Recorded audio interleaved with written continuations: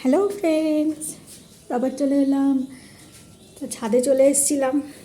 ছাদে এসে দরজা খুলে যা দেখলাম, না আবার নিচে গিয়ে ফোনটা নিয়ে আসলাম। ভাবলাম যে না, সেরকম কিছুই না। কাল রাত্রেবেলা যে হাওয়া আর বৃষ্টিটা দিয়েছিল, তার ফলে পুরো ছাদেরটা কী অবস্থা। আমার তো দেখেই চক্ষু চড়ক গাছ। এখন ছাদটা তো ঝাড় দিতে হবে। এত বিশাল বড় ছাদ, ছাদে পাতা পড়ে দেখো, পুরো ছাদ কি অবস্থা। ইস, পেঁয়াজ গাছটা কেমন আছে কে জানে। যা বৃষ্টি দিল কালে, এই যে আমার পিছন পিছন চলে এসছে আমার ছেলে, আমার সোনু। ইস, কি অবস্থা, পুরো ছাদ বিছিয়ে রয়েছে। পেঁয়াজ গাছটা দেখি পচে না যায়। এই যে আরেকটা কোথায় গেল? ও এই যে, এই যে, এই যে।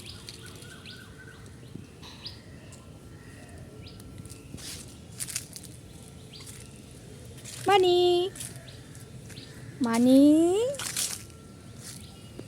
মানি, মানি।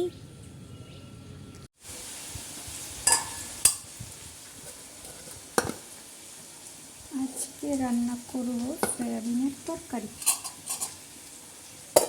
সয়াবিনটাকে সেদ্ধ করে নিয়েছিলাম, তারপরে তেলের মধ্যে ভেজে তুলে রেখেছি। আর এদিকে যে করে আলু কেটে, আলুটাকে তেলের মধ্যে কড়া মশলা আর আলু আর পেঁয়াজ দিয়ে একসাথে ভেজে রাখছি। এরপর এর মধ্যে দেবো যা মশলাপাতি দেওয়া চাই। আদা রসুন মতো শেষ হয়ে গেছে, দেবো না, মানে শুধু আদা দেবো। এই যে একটুখানি আদা নিয়ে নিয়েছি, এই আদাটাকে এর মধ্যে একটু থেতো করে নেবো, নিয়ে তারপরে দেবো। যে আদা রসুন থেতো করে নিয়ে, এই রসুন বলছি তো, আজকে রসুন দিলাম না, রসুন ছাড়াই করবো। আদাটা একটু থেতো করে দিয়ে আলুর সাথেই একটুখানি ভাজা ভাজা করে নেবো। তাহলে আদার যে গন্ধটা সুন্দর ভাজা ভাজা হয়ে গেলে সুন্দর একটা গন্ধ হবে। তরকারিতে একটুখানি ভাজাভাজি করে তারপর আবার বাকি মশলা, মানে রেগুলার যেগুলো হলুদ, লঙ্কা, ধনে জিরে, সেগুলো দিয়ে দেবো। দিয়ে দিয়েছি হলুদ, দিয়ে দেবো ঝাল। আমরা খাই না, মানে আমি খাই না বলে আমি কাশ্মীরি লঙ্কার গুঁড়ো ব্যবহার করি, আর কাঁচা লঙ্কা দিয়ে দেবো, ধনে আর জিরে পাউডার 1 চামচ। এই চামচটা খুবই ছোট, তাই দুবার করে দিতে হচ্ছে।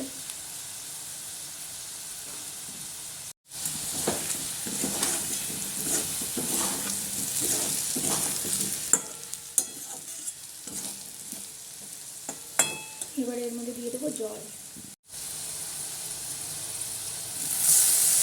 জল দিয়ে দিলাম অল্প করে। এবারে এটাকে ভালো করে কষিয়ে নেব, ঢাকা দিয়ে ভালো করে কষাতে দেবো। দুখানা টমেটো দিয়ে দিলাম একবারে কষানোর সময়। আর একটুখানি লবণ দিয়ে দিয়েছি আমি, আর দেখানো হলো না। দেখানোর অত কী আছে, লবণ তো সবাই নিজের আন্দাজ মতো দেবেই খাবারে, গলে যাবে, নিয়েই থাক। এবার ঢাকা দিয়ে দেবো। হ্যালো, কালকে রাত থেকে এই ব্লগটা শুরু করেছিলাম রাতের, আর আজকের একটুখানি দিয়ে আজকের এই ব্লগটা দেব। তো আজকে রান্না করছি, দেখালাম সয়াবিনের তরকারি। আর ছাদে কিন্তু সকাল থেকে আর অত ভিডিও করিনি, কি দেখাবো, আর ওই একই জিনিস। সকালে উঠে ওই রান্নাঘরে আসা, ওই চা বানানো, চা খাওয়া, কাপড় কাচা, বাসন মাজা, ওই একই তো কাজ। আর এখন চলে যাব আমি ছাদে। মশলাটা এই যে রান্না হচ্ছে, ওদিকে বোজোর মাংস প্রেশার কুকারে ওদেরটাও সেদ্ধ করে নিয়েছি, আর ওদের ভাতটা কাল রাতেই করে নিয়েছিলাম, দেখিয়েছি। এখন চলে যাব ছাদে। তখন যেই কাপড়গুলো মেলেছিলাম, এখন গিয়ে কাপড়গুলো উল্টে পাল্টে দিই। আর ছাদটা এখন আর ছাড় দিইনি, দেখি বিকেলবেলা পারলে ছাড় দেবো। এখন না সকালের দিকে বড্ড রোদ, 4টে সাড়ে চারটে 5টা বাজবে, তখন রোদটা চলে যাবে, তখন আসবো। ছাদে একটু ঘোরাঘুরিও হবে, হাঁটাও হবে, আর তখন ছাদটা ঝাড় দিয়ে নেবো। যদিও আজকে রোদটা খুব কড়া না, কিন্তু মাঝে মাঝে কড়া হয়ে উঠছে, আবার মাঝে মাঝে হালকা হচ্ছে। ব্যাক করে দেখাচ্ছি। এই যে ঝাড় দিইনি বললামই, এই যে কেচে নিয়েছি। আজকে বেশি কাপড় নেই, অল্প কটাই আছে, উল্টে পাল্টে দিই। আর এই যে এই জুতোটা সেদিন আঠা কিনেছিলাম, দেখালাম, এই যে সোলটা ধুয়ে দিয়েছিলাম, ধুলো হয়ে গেছে, যে ওমা ধুয়ে দেওয়াতে আর ওই পুরোটাই খুলে গেছে। যাকগে খুলুক। এই দুটো এটাও আঠা দিয়ে লাগাবো, জুতোটা ভালো।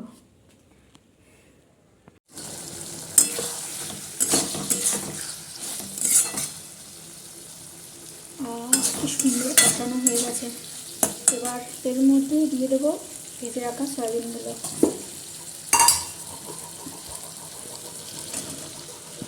সয়াবিনটাকেও দিয়ে একটুখানি কষাবো, তারপরে দেবো ঝোল। আমার তো সয়াবিনের তরকারি খুব খেতে ভালো লাগে, আমার মেয়ে, ওর বাবা তো পছন্দ করে না, বলে না সয়াবিন আবার কেউ খাই নাকি, এগুলো তো গরু ছাগলের খাওয়া, খাবেই না। অথচ ডাক্তার কিন্তু ডায়েটের মধ্যে এটা রেখেছে, সয়াবিন তারপরে পনির এগুলো খাবে না, ভালো জিনিস খাবে না। যেগুলো বারণ করবো সেগুলো খাবে, কথা শুনবেন আমার কি।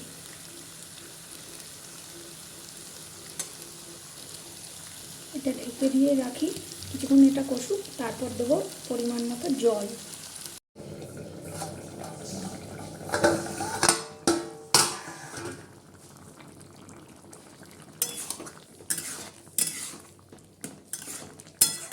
হয়ে এসছে, আর একটুখানি ঝোলটা শুকাবো। এবারে একটু নুনটা টেস্ট করে দেখি, একটুখানি নুন মিষ্টি দিয়ে দিই এখন, দিয়ে আরেকটু ঝোলটা শুকাবো, তারপর নামাবো। নুন আর চিনি দিয়ে দিয়েছি পরিমাণ মতো, আর দিয়ে দিলাম 2টো কাঁচা লঙ্কা। ওই যে বললাম আমি কাঁচা লঙ্কা একদম লাস্টে দিই, আগে দিলে নাহলে ঝাল হয়ে যাবে, আবার খেতে পারবে না আমি খাওয়ার সময়। কাঁচা লঙ্কা 2বেলার 2 ভাতের সাথে মেখে খেয়ে নেব। এটা আর একটু শুকাবে, তারপরে নামানোর আগে জাস্ট গরম মশলা দিয়ে নামিয়ে নেবো, ব্যাস। এই ধনেপাতা নেই তাই দেবো না, থাকলে দিতাম। এবারে ঢাকা দিয়ে রেখে দিচ্ছি, হয়ে গেছে, আর একটু হবে। আর এই যে এখানে কাল রাতে ভাত করেছিলাম, ভাতটা এই যে তাওয়ার উপর বসিয়ে রেখেছি, এতেই গরম হয়ে যাবে সুন্দর করে, তলায় লাগবেও না। আমি এই করি, তাওয়াটা প্রথমে জোরে দিয়ে একটুখানি গরম করে নেবো, তারপরে আবার গ্যাসটা অফ করে দেবো। আর যদি দেখি হয় তাহলে আরেকবার চালিয়ে নেবো, আর নয়তো আস্তে করে দিয়ে কিছুক্ষণ রেখে দেবো। নয়তো একের সময় এই হয় চালিয়ে ভুলে যাই, সেই জন্য একবারে জোরে দিয়ে তারপরে যখন দেখবো তাওয়াটা একদম গরম হয়ে গেছে তখন গ্যাসটা অফ করে দেবো। ঝোলটা শুকিয়ে গেছে,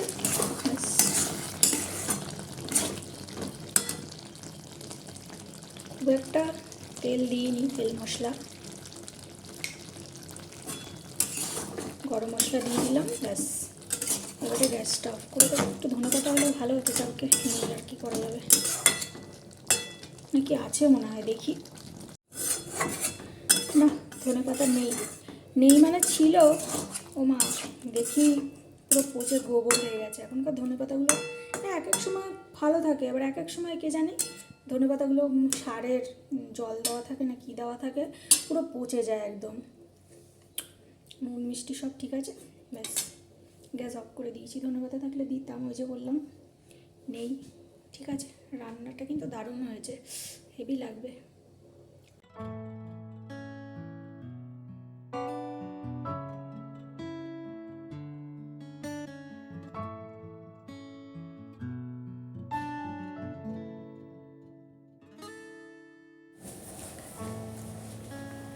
আমরা এখন খেতে বসে পড়েছি, আর সয়াবিনের তরকারি আর ভাত, দেখতে পারলে সয়াবিনের তরকারি রান্না আজকে তোমাদেরকে দেখালাম।